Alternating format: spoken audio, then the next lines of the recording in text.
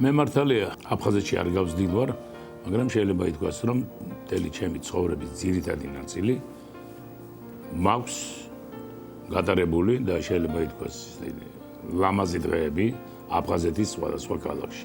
სოხუმში, გაგრაში, ოჩამჩირეში, ლესელიძეში. ეს ალბათ არცაა გასაკვირი, იმიტომ რომ მე უკვე 52 წლის სტაჟი მაქვს სპორტული კომენტატორობის და რა თქმა უნდა, რეპორტაჟები წამიყვანია მე სოხუმიდან, ოჩამჩირედან, გაგრიდან, ლესელიძიდან ჩვენ გქონია მაშინ, როდესაც რეპორტაჟები კი არა, ჩანახატები, იმიტომ რომ ლესელიძეში ყველა საფეხბურთო კლუბი და სპორტული კლუბები ჩამოდიოდნენ და ჩამოდიოდნენ ვამბობ, იმიტომ რომ მე მას მიზეზი ვიყავი ესე გამოდის, ჩამოდიოდნენ და იქ ატარებდნენ თავიანთ შეკრებებს. რა თქმა უნდა, თბილისის დინამო როგორც კალათბურთში, ასევე ფეხბურთში ყოველთვის იყო ლესელიძეში და ლესელიძეში იყო ძმობის აღლუმი, ძმობის ზეიმი.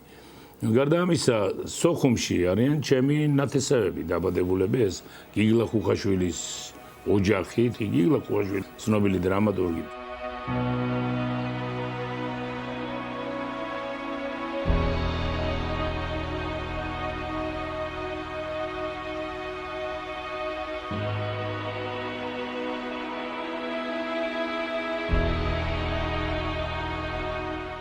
მახსოვს პატარა ვიყავი 10-12 წლისა ეს როცა ჩავედი პირველად სოხუმში შეჯიბრებაზე დავდიოდით მერე უკვე როგორც მწვრთნელი ჩავდიოდი როგორც კომენტატორი სოხუმში იყო ოლიმპიური ბაზა ეშერას ოლიმპიური ბაზა და აი ამ ეშერას ოლიმპიურ ბაზაზე საბჭოთა კავშირის ნაკრები ჩამოდიოდა სხვადასხვა სახეობაში და ერთხელ ჩემი შვილი და ჩემი ძმის შვილი იყვნენ ამ საბჭოთა კავშირის იონერთა ნაკრების წევრები იყვნენ და ჩვენ ჩავდიოდით სწორედ ეშერაში იმისათვის რომ მიგვედებნებინა თვალის ეს არის დაახლოებით 84-5-6 წლები ჩავდიოდით და ტკბებოდით იმით რომ ეს ოლიმპიური ბაზა ერთ-ერთი პირველი აშენდა სწორედ სოხუმში მოდიოდნენ აი ამ ნაკრების ქართველი წევრები სანახავად იქ აფხაზი ბიჭები მეგობრები ჩვენი ახლობლები ჩვენი ნათესების მეზობლები და ესეთი ურთიერთობა გქონდა ყველა ჩვენი გულშემატკივარი იყო იქ აფხაზები ხო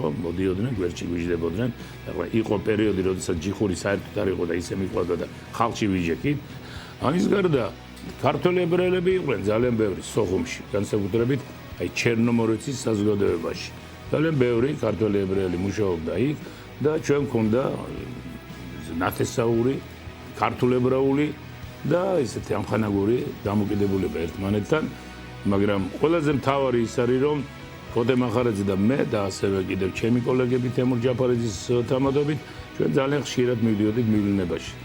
საქართველოს საფეხბურთო ჩემპიონატების გარდა იყო პერიოდი, როდესაც მიდიოდა აი როგორც ხიარული სტარტები, შეჯიბრებები და ხდებოდა ქალაქი ქალაქს, რაიონი რაიონს, რეგიონი რეგიონს და ასე იყო სოხუმი თბილის და ჩვენ ჩასული ვიყავით რამდენიმეჯერ მე ძალიან კარგად მახსოვს თუ როგორ ხდებოდნენ ადგილობრივი აფხაზები რა ძმური დამოკიდებულება იყო და არ არსებობდა რომ რომელიმე ჩვენი ღონისძიება დასრულებულიყო მეორე ტაიმის გარეშე კარგად იცით თუ რას ნიშნავს მეორე ტაიმი ანუ არ წავსულიყავით რესტორანში და იქ არ გვეზეიმა ჩვენი ურთიერთდამოკიდებულება მე არასდროს არ დამავიწყდება ასევე როგორც მწვრთნელი ჩავდიოდი სოხუმში და ვატარებდი საქართველოს ჩემპიონატის მატჩებს, არა როგორც კომენტატორი, არამედ როგორც მწვრთნელი. მე მინდა ჩემი მამამასწავლებელი კოდე მახარაძე ვახსენო, იმიტომ რომ კოდეს განსაკუთრებით უყვარდა იქ სტუმრობა, განსაკუთრებით უყვარდა გაგრაში.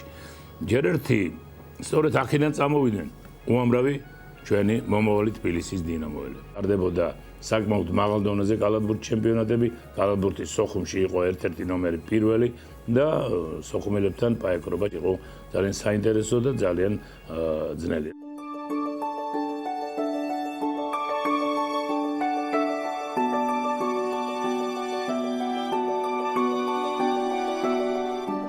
მე აფხაზეთი არ დამავიწყდება, იმიტომ რომ ჩემი მეუღლე ევა ბაბალაშვილი პირველად, როდესაც ჩვენ მქონდა ერთმანეთთან რომანი, მიუხედავად იმისა, რომ ჩემი მეზობლად ცხოვრობდა, უფრო გამზაბდა, სწორედ გაგრაში.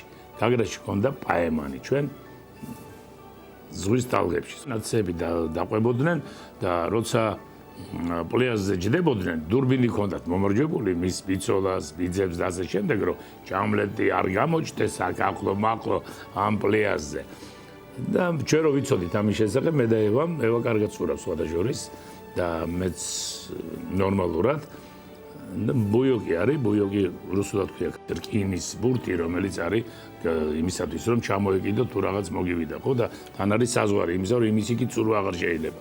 ჩვენ აი ამ ბურთულასთან დავნიშნეთ პაემანი და მე უნდა შევხედროდი იქ, უნდა გამოეცურა ძალიან შორი იყო, ეხლა მათი ბინოკლი უკვე იქით ვეღარ მიაღწევდა, მაშინ არ იყო სამხედრო ბინოკლები. მოკლედ იქამდე იყო დაახლოებით 300 მეტრი, გამოცურა. მე შევედი ზღვაში აკვალანგით, ესე იგი შევედი და ამოვცურე ზუსტად იმ დროს სწორედ იმ რგოლთან, იმ ბუიოკთან ამოვცურე და ბუიოკი იყო საკმაოდ დიდი, 1 მეტრის უფრო მეტი. ისე რომ აქედან არაფერი არ ჩანდა. პირველად ხმამაღლა აი ამ პაიმანის შესახებ ყვები ეხლა, იმიტომ რომ ჩამოვარდა აფხაზეთზე საუბარი, ისე რომ მე აფხაზეთი არასდროს არ დამოვიწყდება ეს პირველი შეხვედრა ჩვენი და რა თქმა უნდა, როგორც მოვხსენეთ, ეს მოხდა გაგრაში. უკვე როცა დაუჯახდით, ძალიან ხშირად ვისვენებდით სოჩში. და მიდიოდით მანქანებით და აუცილებლად მე და ჩემი ძმა ოჯახით ჩერდებოდით აუცილებლად სოხუმში. რესტორან ეშერაში ჩავდიოდით და იქ იყო რაღაც სასაული, ძალიან მამაპაპური, სითბო. ურთიერთობა იყო ისეთი, რომ ვერავინ ვერ იფიქრებდა, რომ ოდესმე ჩვენ შეიძლება აი ასეთი ფინალის არ ვიტყვი, იმიტომ რომ ფინალი იქნება მშვიდობიანი. ნახევარფინალის მოწმე შეიძლება გამხდარიყავით, რომ ჩვენ დავრჩენილიყავით აფხაზეთის ამ გენიალური და ლამაზი მიწაწყლის გარეშე. მაინც იმედი მაქვს, რომ აფხაზეთის ცენტრალური სტადიონიდან მაინც ოდესმე წავიყვან რეპორტაჟს. მოვესწრები მიუხედავად იმისა, რომ წლებში ვარ შესული და უკვე 52 წლის სტაჟი მაქვს. ალბათ მაინც სიმბოლურად შეიძლება ეს რეპორტაჟი მეც წამოყვაინონ როგორც ერთ-ერთ ყველაზე ბებერს და ერთ-ერთ ყველაზე ასაკოვანს. თქვენ ახლა ხედავთ ჯამლეთ გუფაჟვის მე და ნიკა გაბელიას კომენტატორებს, რომლებიც წაუძღვებით დღევანდელი შეხვედრის რეპორტაჟს და ლაბარაკობს და აჩვენებს სოხუმი.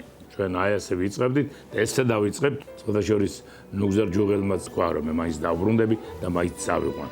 ლაბარაკობს და აჩვენებს სოხუმი და მეც ვიმეორებ და ჩემი ხმისთებრით, რომ დავიწყებ ასე ლაბარაკობს და აჩვენებს გაგრა, ლაბარაკობს და აჩვენებს სოხუმი, ლაბარაკობს და აჩვენებს ლესელიძე.